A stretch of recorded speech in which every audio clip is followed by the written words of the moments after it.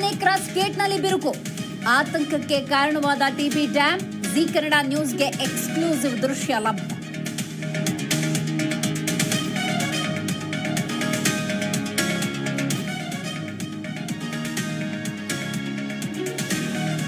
ರೈತರ ಬಗ್ಗೆ ಡಿಕೆ ಶಿವಕುಮಾರ್ಗೆ ಕಾಳಜಿ ಇಲ್ಲ.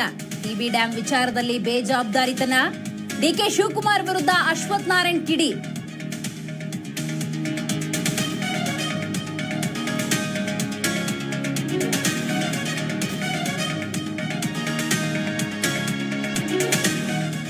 ಎದೆಯ ಎಲುಬು ಮುರಿತ, ತಲೆಗೆ ಗಂಭೀರ ಗಾಯ. ಎಫ್ಎಸ್ಎಲ್ ವರದಿಯಲ್ಲಿ ಕ್ರೌರ್ಯದ ಇಂಚಿಂಚು ಮಾಹಿತಿ. ಹತ್ಯೆ ಪ್ರಕರಣದಲ್ಲಿ ದರ್ಶನ್ಗೆ ಮತ್ತಷ್ಟು ಸಂಕಷ್ಟ.